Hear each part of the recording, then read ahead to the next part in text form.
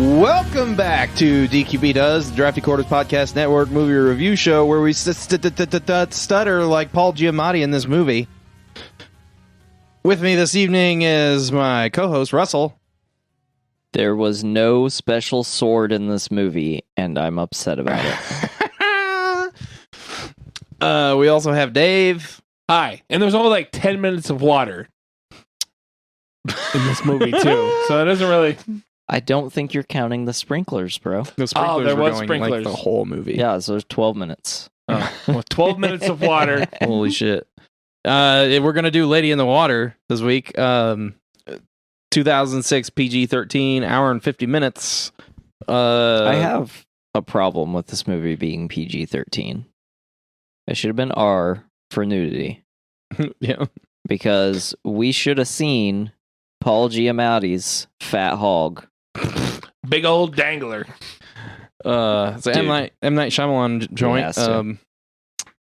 So, whoa. Basically, it's about a sea nymph that shows up at an apartment complex where Paul Giamatti is Cleveland Heap, the super, and he keeps getting mad because somebody's swimming at night, and he finds this girl that got attacked by something and takes her in, and yeah, so there's a weird. That's pretty M Night movie. So yeah, the movie is fucking whack, yo. It's based on, or it's not based on, but it's about like this bedtime story, this Korean bedtime story of like men and sea nymphs, like the men of earth and sea nymphs of the water, like narfs. Do you mean? Narfs. Well, she calls them, they're like sea nymphs, but or they are sea nymphs, but they're called narfs. Yeah. I think narf is the word from their language. Yeah, whatever. Like we in Europe call them nymphs. I always thought it was the cat from Thundercats. Yeah. Anyway, It's Snarf. Snarf. So they He's a nymph. God damn it. The sea nymphs like know the future of men, and like they worked together to survive better, and then like men's greed drove them inland from the sea, and they like lost the connection that they had with the sea nymphs, but the sea nymphs are trying again, so that's why this one shows up. And it turns out she's a madam nymph, or Madam which is nymph, like a which is queen. Yeah. And she doesn't know, so she's got to find the guy that she's supposed to help, and he lives in the apartment building, but it's not Paul Giamatti, it's M. Night Shyamalan, which is ridiculous. Like, he gave himself a huge part in this movie, and that was one of the things that I really didn't like about it, because he's not a great actor. But I mean, yeah, you're not wrong. So it has like this whole like prophecy about different people that are supposed to help her, and like she knows fucking nothing. Like, it's ridiculous how clueless this magic creature is about what's going on and what's supposed to happen. She's like, yeah, there's like these 4 things, but you got to find them. I'm just gonna lay here and die. Like, okay, cool. So She doesn't want to break the rules, bro. So Paul Giamatti has to find these 4 people, but he picks all the wrong people at first, and almost gets her killed by a grass dog.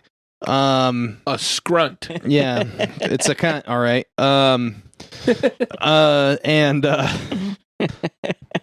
It's got poison claws, and it's not supposed to attack her once she finds the guy, but it does anyway. And, you know, maybe because she's a queen and it's trying to kill the queen, but they don't know that she's a queen, but that's the only reason they can think of that it would attack her, even though she found M. Night.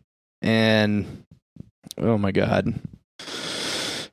So they try to set up like a stinging operation, basically, to stop this cunt from killing her, and they fuck up because none of the people they chose are the right people, and then they immediately figure out who the right people are upon realizing that they fucked up, and the only person that dies is the new guy in the apartment building.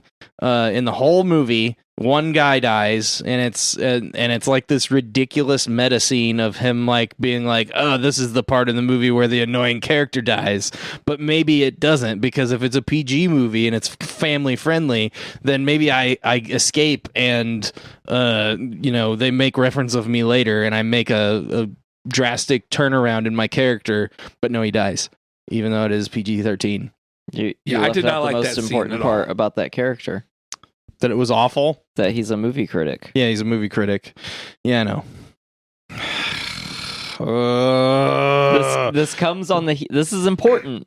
The more I talk about this movie, the more I dislike it. This is important. And it's only like 5 minutes into this episode. This movie comes on to the heels of M. Night Shyamalan receiving bad reviews. Yeah. And he's like, okay, so my next movie, I'm going to kill a movie critic. Yeah. Yeah. I'm proud of it. Take that, movie critics. Yeah, fuck you guys. You're all boring. This movie's boring, bud. But anyway, it sure is. I didn't expect to like defend this movie, but keep going. Anyway, so then they find the right people, and then they like save her, and then there's like this part didn't make any sense to me. A bunch of Groots came out of the trees, which they said they looked like monkeys, which they sort of looked like monkeys in the face, and they acted like monkeys, but they looked like Groot, which, this was before Groot in the movies, but, Groot's been around since forever in the comic books, but whatever. Anyway, in the story, they were born pure evil, so why are they protecting the sea nymph? Because evil is justice? What?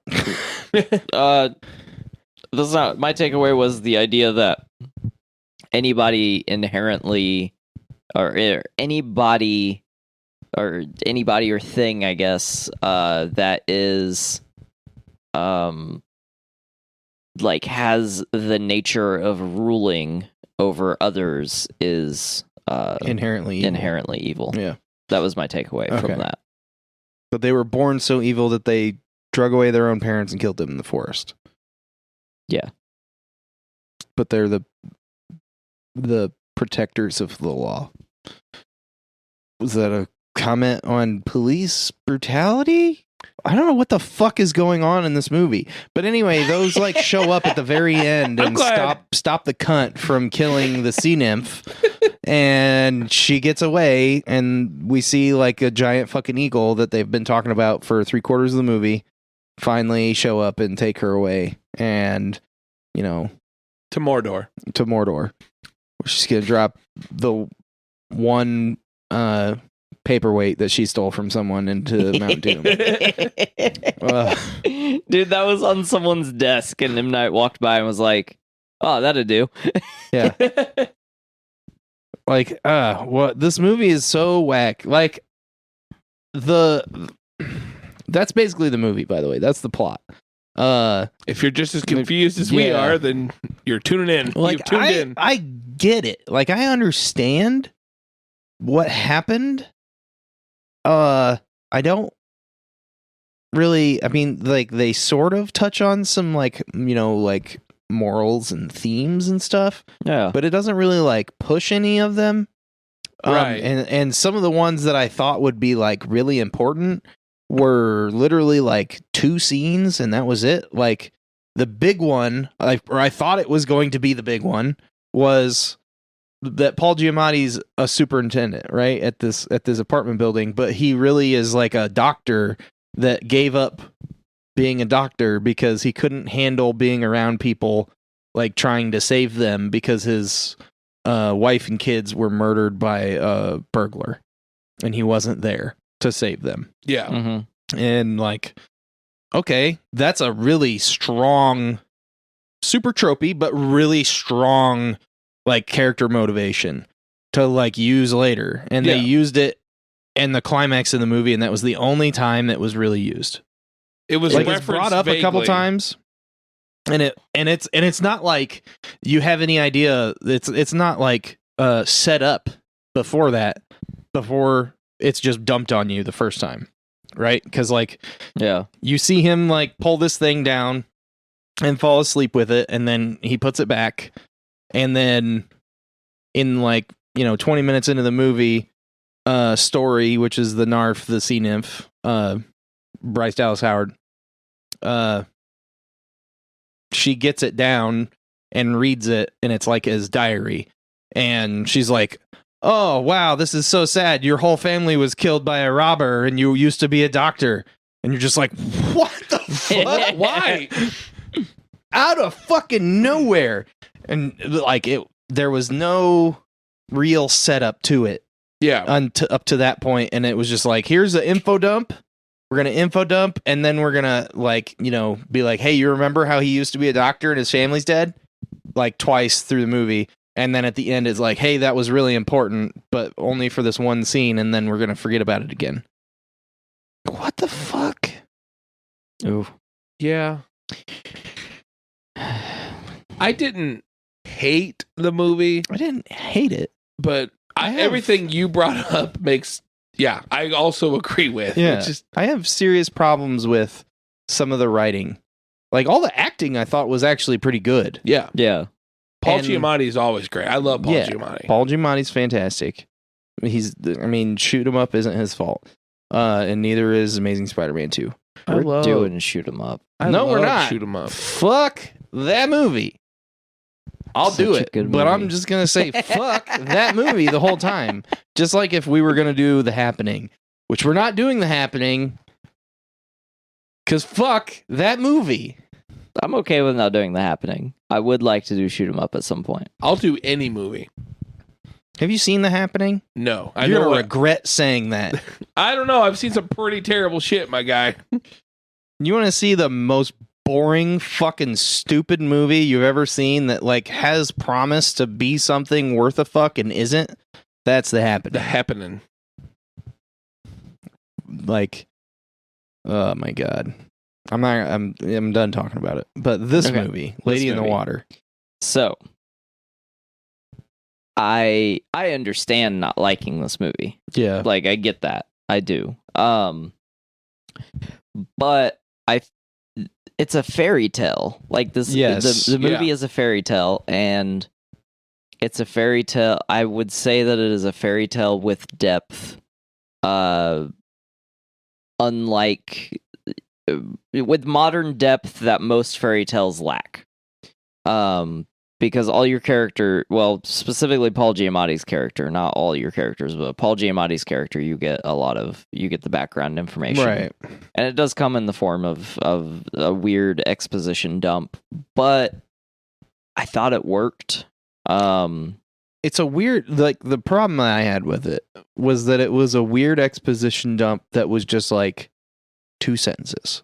Yeah, well, so that's kind of where I'm going with this. Is like so M. Night Shyamalan it's a twist. Like it's what he does.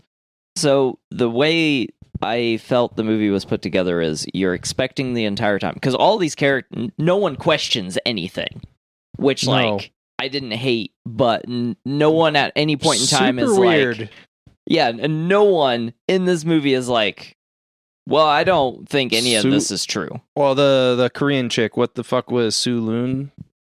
That's not right. God damn it, what was her name? Young Soon Choi. Yeah. She asked him why he was asking about it. Yeah. Until like he told her that it was like, it's actually happening.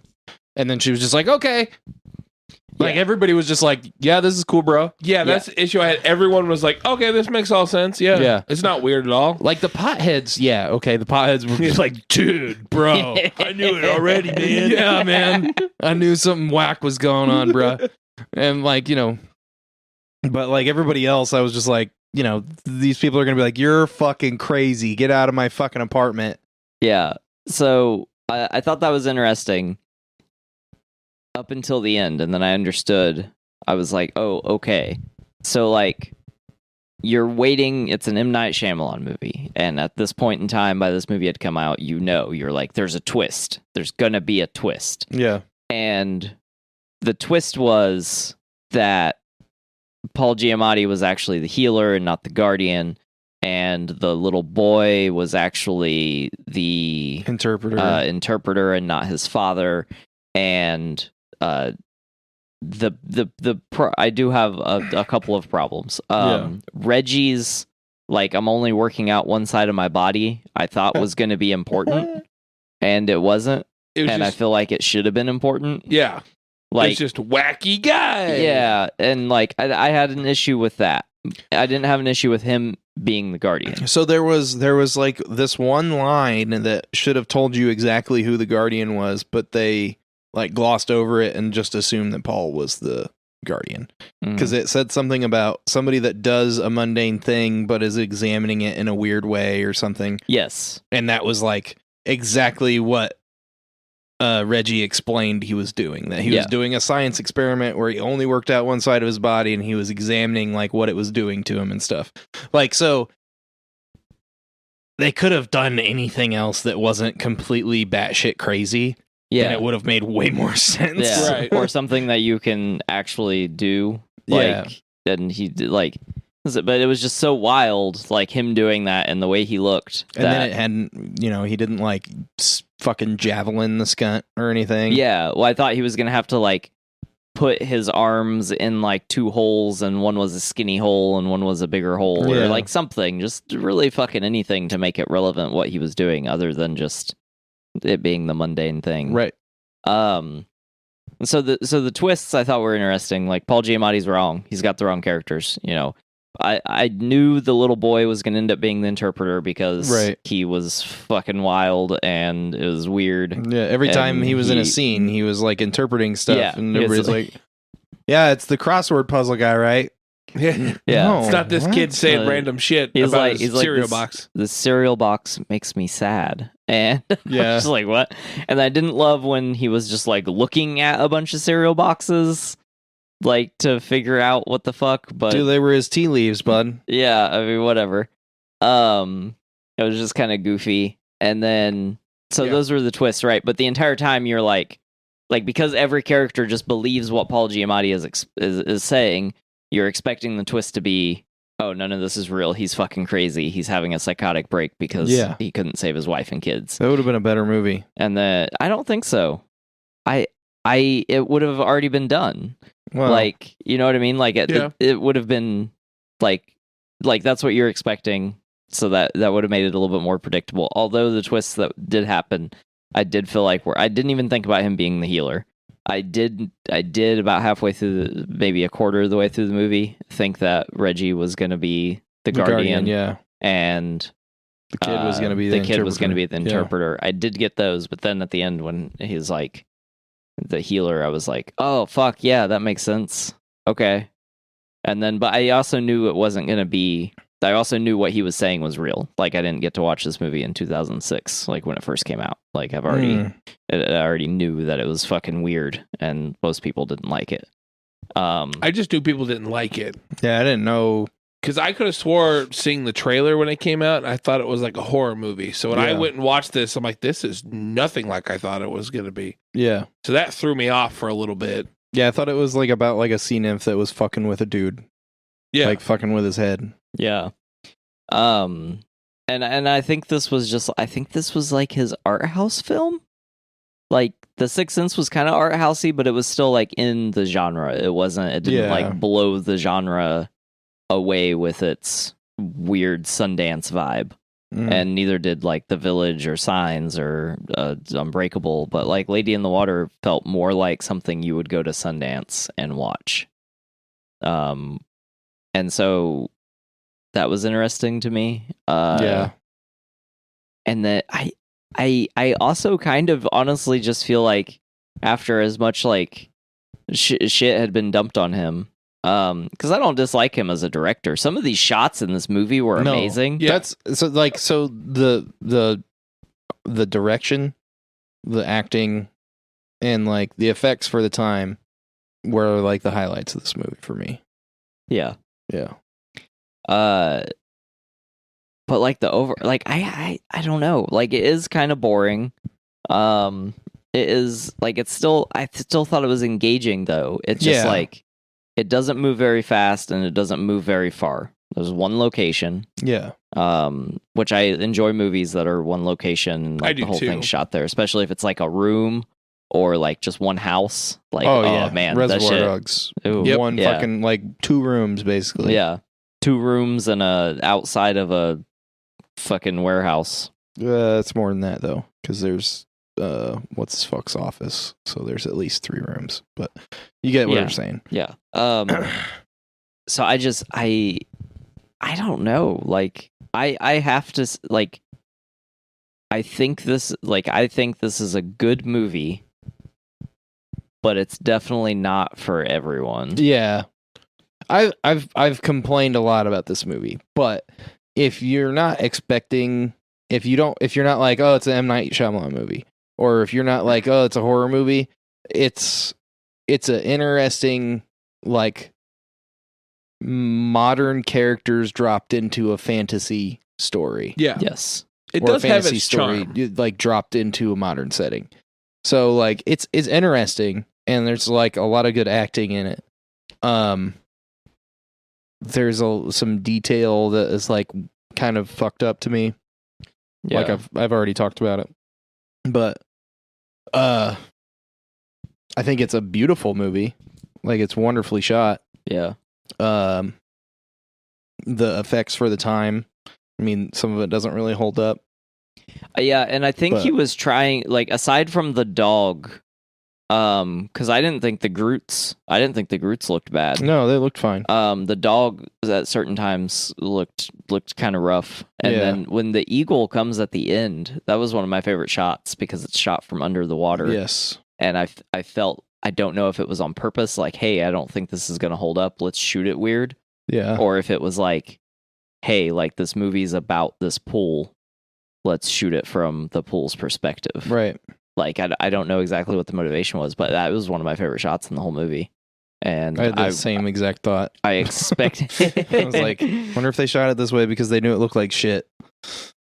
Like when I realized the twist wasn't going to be this is all in his head or this whatever, you know, and which at the time in 2006 is a big deal because like everything coming out around that time, you know, a bunch of stuff that came out in the last like 10 years, 5 to 10 years that was like, oh yeah, this thing you're going to watch the whole time is a lie. And sometimes it was done well, like Fight Club or A Beautiful Mind. Memento. And then sometimes it was done very poorly, which I don't have examples of. But yeah, remember try to forget those. Sucker Punch. Why did you? There we go. Oh, I forgot about that movie. Man, trying to think about that movie. I feel like we've been beating up Zack Snyder for a few episodes. Take that, Zack. But so I feel like at the time of him writing it and it coming out, it was a big deal that it wasn't like a false narrative, right? And so for me, I mean, it gets points for that because I'm trying to think of it as like, hey, this movie came out in 2006. Oh yeah, well that's why I'm not dumping on the special effects. Yeah. But that was one of my favorite shots. And then my favorite scene in the movie actually involves M. Night Shyamalan's character. Which I agree with you, his acting is subpar, especially compared to everyone else in the movie. Oh yeah, it's not great. But I'm also gonna excuse it for 2 reasons. One, because I don't think anyone else should have played that character. I think he should have done what he did. And then 2, everyone else in this movie has like experience acting, and like at this point he didn't have a whole lot. Yeah, it's like being in front of the camera isn't necessarily his forte. But the reason I think he should have played that character is because So I'm a writer, and there's a weird allegory between himself and this character, and like in his movies, you know, he wants to make an impact. Like, since The Sixth Sense, you know that this guy has wanted to be an impactful director and, like, proponent of cinema. Whether or not he's always successful, like, we all have our failures. Right. The Village. He is, like, he wants to be that character. And when she's telling him his future, and Bryce Dallas Howard, also, like, I love her in pretty much everything. There are some scenes in this where she feels stilted, or stunted. I would say. It's probably a hard character to direct, I would imagine. I feel like she did one scene and it worked, and they were like, "Yeah, just do that." So then she like lived in that box. Yeah, and it didn't work for some of it. Yeah.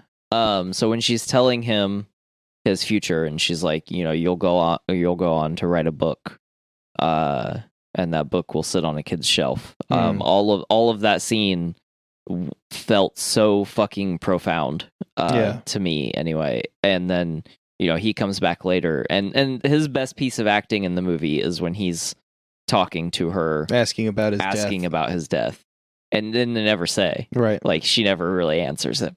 Yeah. And so like I loved both of these scenes, and I don't really think, like, I think the movie does suffer a little bit from, especially compared to everyone else's acting, but I think it's worth it knowing that that's M. Night, knowing a little bit about him. And like I feel for the dude too, because like he puts a lot of work into these movies. Yeah. And like he's just been shit on like a lot. Like a ton. And yeah, I don't like some of them. I don't love The Happening. I don't hate The Happening, but I don't love it. I really don't like The Village.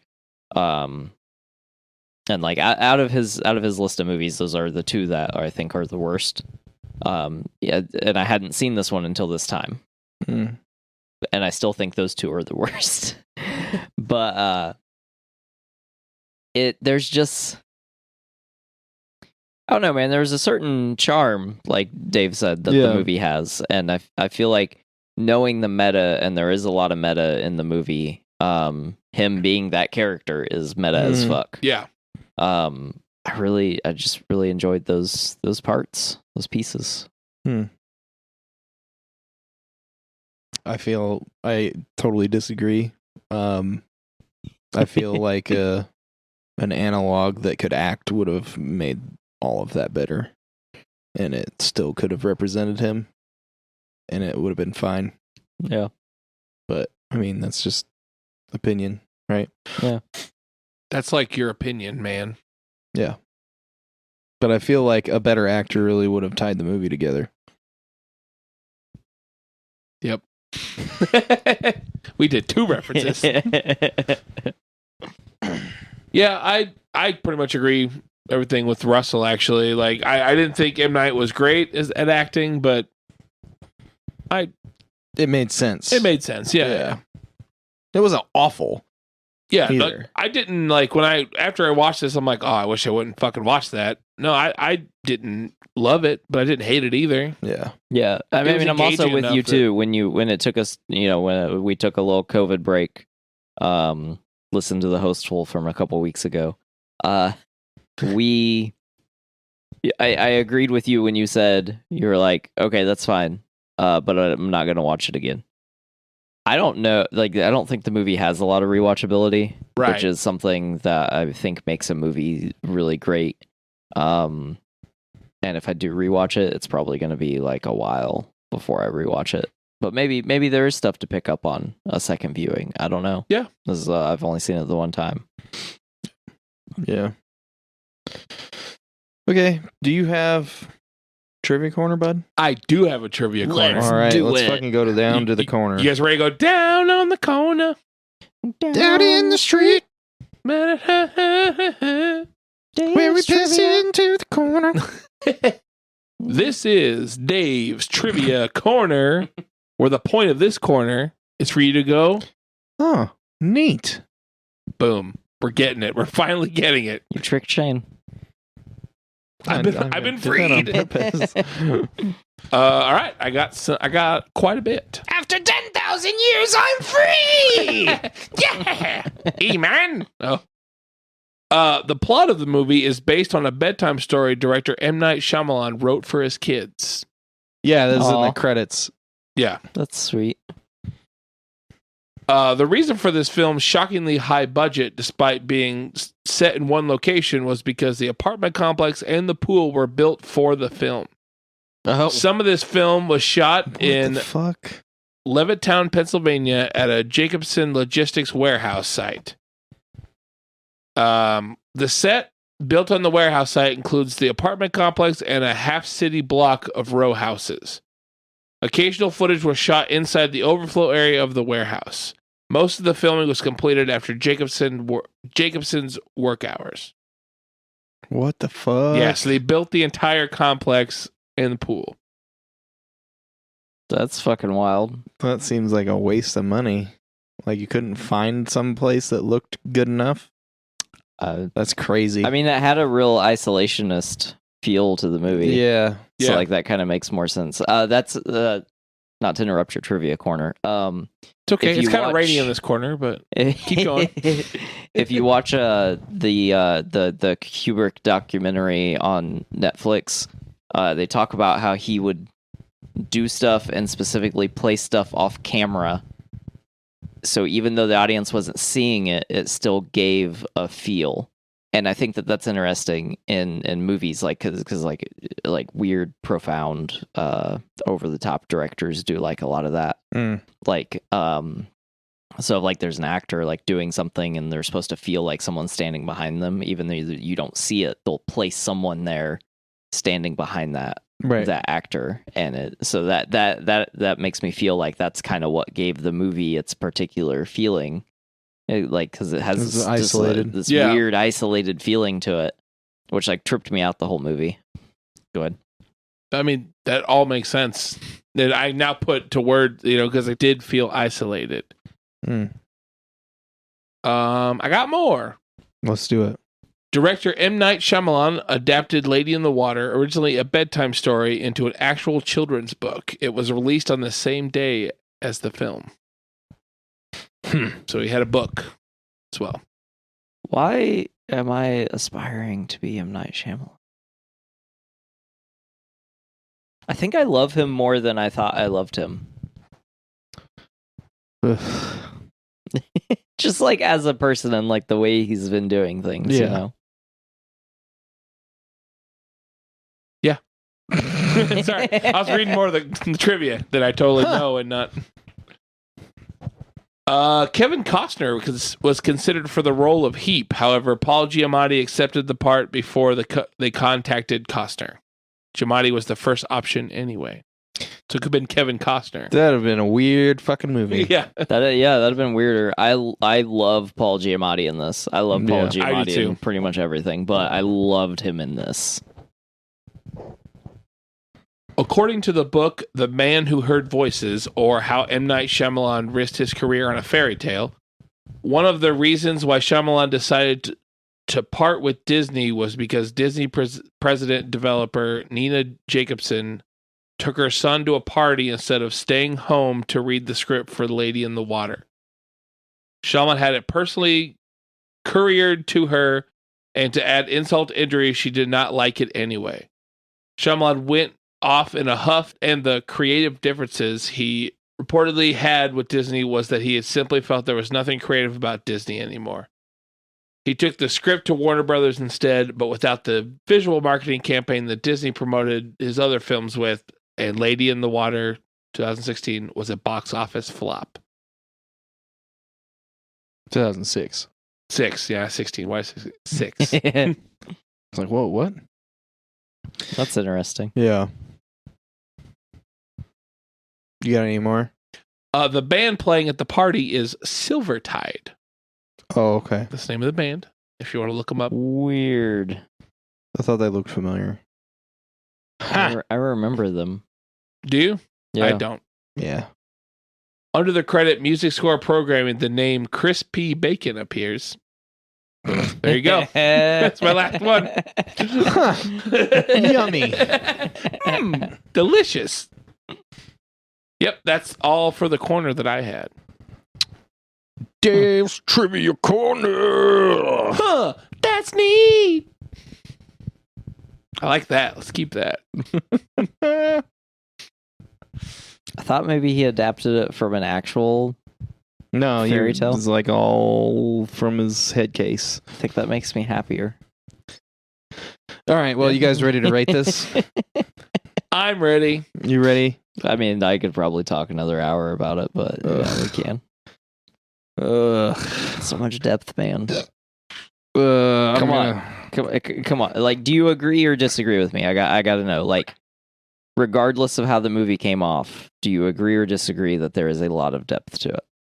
There's a lot of possible depth. I feel like it didn't hit the notes that it needed to actually like show you the depth of the void that were the themes that were in this movie, right? Because like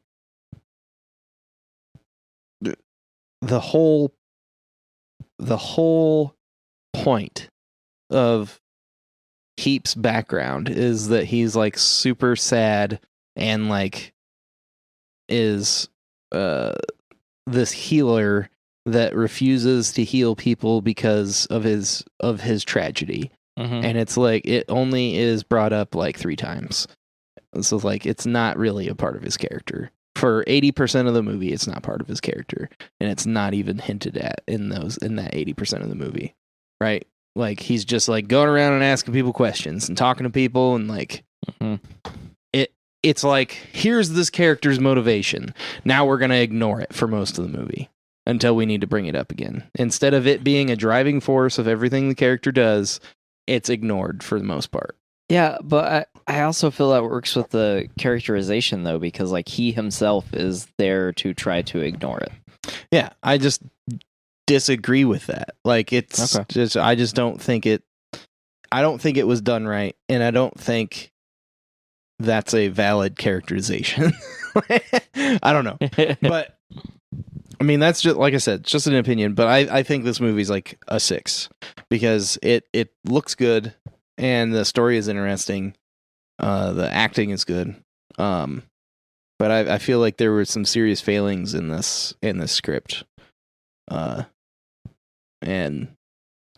I don't know. I just can't overlook them. Like, just there's a lot of like talking about like the different characters and stuff and how they fit together and stuff, and it's set up to be a twist.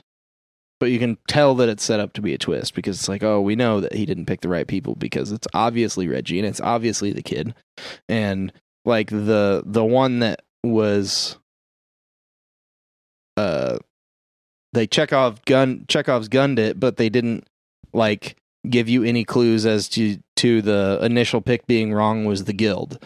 Because like that's the first people you see in the movie is the sisters, right? Yeah. But like that's the only time you see them that is until true. later. Yeah. And it's like, I mean, that's like the most ridiculous Chekhov's gun ever. But like, it could have very well just been like random people that are in the first scene that are not brought back later. Mhm. Because that happens a lot, right? It's not until you figure out that, you know, there's supposed to be a group of people. And you're like, okay, what are the groups of people? Where we've shown the fucking potheads like 4 times. Yeah. So it would make sense for the potheads to be one of the groups. Yeah. We've only shown the sisters once. And it wasn't even actually 7 sisters. It was 5 sisters and 2 random chicks from 2 other families in the fucking building. Yeah, that were also sisters. So I actually forgot. I do have a problem with that. Yeah. Because I actually forgot that the stoners weren't still the guild Yeah. at the end of the movie. Yeah. Like the stoners 100% should have actually been the guild. Like he should have gotten that one right. Yeah. But he didn't. And that's not right. That is a like that kind of stuff in the movie bothers me. And like I said earlier about like Paul Giamatti's character, wonderfully acted, poorly written. The climax scene where he heals her is fantastic. Yeah. That scene is fucking great.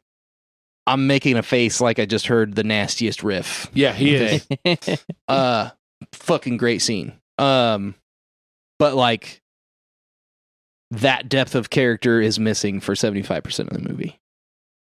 There's like a really good scene when she info dumps his background on you. When that happens and he like asks her not to bring it up ever again. Like that is like a really like that is how the character should have been the rest of the movie. Yeah. Like that moment, and there's like a brief glimpse of that when Leeds is the guy. Leeds is the guy. Yep. He's like, I know about your family, blah blah blah.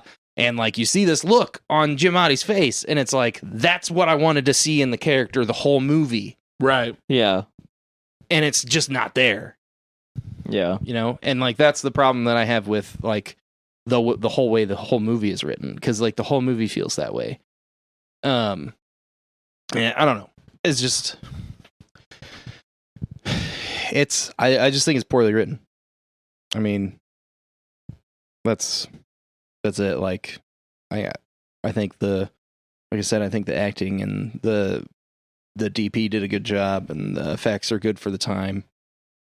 But the writing is not great. The plot is fine, even. Like it's a fucking fairy tale, and there's nothing wrong with fairy tales. It's just from point A to point B, there's like this fucking mess that's wonderfully acted and shot, but it's still a mess. So I'm gonna give it a 6. Russell? I think this is the most we've disagreed on a movie. Yeah. Like, I mean, sometimes you'll be like, this movie's bad, and I'll be like, this movie's bad, but it makes me laugh, or I enjoy it, or something. But like, I think I actually enjoyed Paul Giamatti's character and the way he was played off. And the scene with Leeds is really good, and I think because the way it's written, it gives more levity to the 3 really good scenes with Paul Giamatti. You get where she brings it up, he talks to Leeds, and his monologue, and where he heals her at the end. And his monologue is like, it's weird. Like, it fits the rest of the movie, I think, because the whole fucking movie is weird. But he's like, he's not talking to anyone else in the room. Like, and I think that's the part that weirds me out. But I also think that's what makes it so impactful, is like he's talking to himself. Like he's having a conversation with himself, and it doesn't matter who else is there, because it's a conversation he's needed to have with himself for a long time. And I don't know. It was painful. Like, it hurt. Just like fucking Haley Joel Osment in the car with his mom. Like, why you keep doing this to me? Yeah. And just you saying that scene makes me hurt. Oh. Yeah. So, I don't think by any means this is M. Night's strongest movie. I think he peaked real early. I haven't seen The Visit. We watched a trailer for it, which kind of makes me regret that we picked it. But we'll see what happens or how it plays out. I don't know. This movie is weird. Like, it's just one of those weird movies that I just like was struggling with the entire movie on whether or not I like loved it or disliked it, or like, and I still like, I mean, I think it's a good movie. It's just real fucking weird. But I am going to give it a 7.5. I agree with you on the Guild. I think that the Guild should have been the Stoners. Yeah. It didn't, he should have at least gotten one of them right. Like, yeah. I agree with that. And it should have been that one. Like, the other ones made sense that he was wrong about. It definitely made sense that he was wrong about being the Guardian, which also hurts because he couldn't guard his family either. Yeah. Ooh, that's true. Yeah. So I don't know. I think there's a lot of depth. I think it's worth watching. They didn't hit on that enough. Yeah. It should have been like he wanted to be the healer. Or he wanted to be the Guardian. He wanted to be the Guardian. He wanted to be the Guardian because he couldn't protect his family. Yeah. But they should have hit on that. but they Yeah. didn't. It was just like, I can't protect you either. Yeah. Yeah, and I agree with that. The movie could have been a lot better. I think if he did it now after all the experience he's had, maybe it would have been better. Yeah. But for what the movie is, 7.5, I think it's worth watching. You got to go into open-minded, and you got to not be tired. You might fall asleep because it's just it's just like it's slow. There's a lot of exposition. And Yeah. it's like through weird conversations. Yeah. And weird scenes. Yeah. And I like all of that. I'm a fan of all of that. Like I like weird movies. Like Yeah. I like movies that don't follow the algorithms. I like when I liked that nobody questioned him because I'm so tired of the reluctant hero. Mhm. Like it's part of the hero's journey. It's part of the writing. But like sometimes it just goes on too long. Like I only need one sentence where the hero's like, I don't know that I'm this guy. Or like the twist in the movie, like, the Guardian. He is the guardian. He thinks he's the Guardian. He wants to be the Guardian, and then he's not. Like, that's a good way to twist the reluctant hero.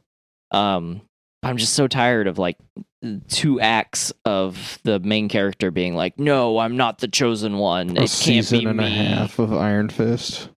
That hurt. I just like, I don't know. Could have been better. 7.5. Okay. I think it's worth watching. Go ahead, Dave.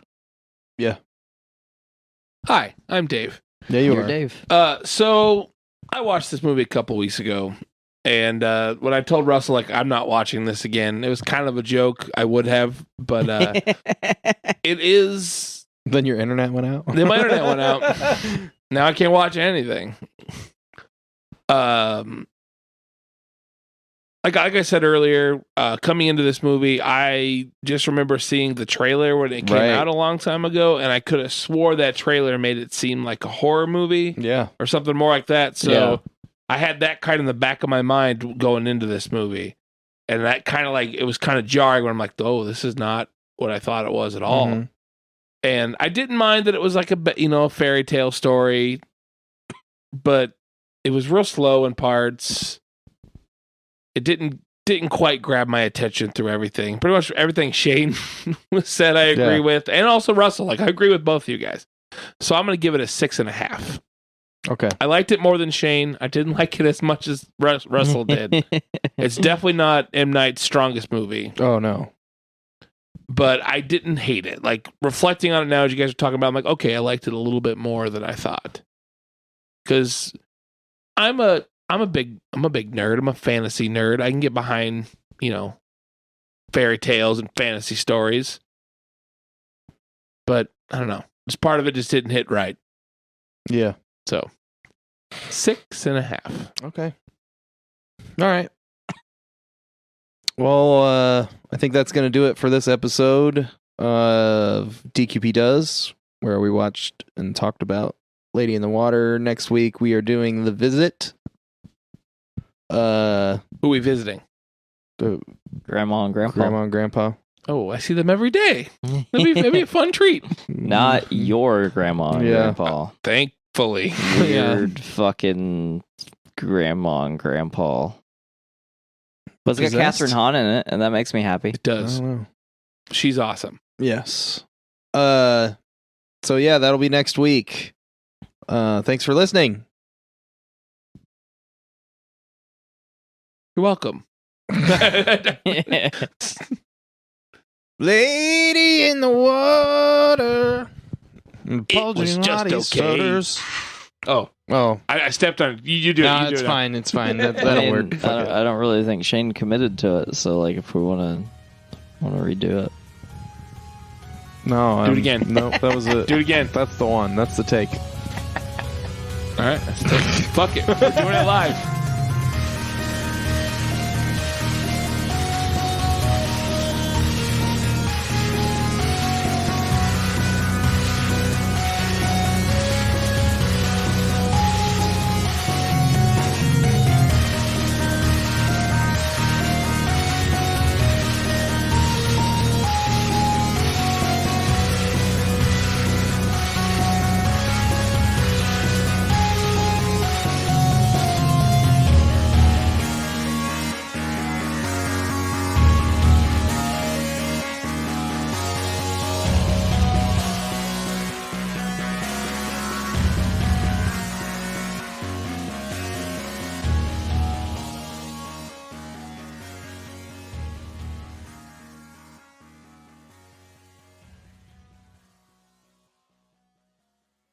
This has been a production of the Drafty Quarters Podcast Network.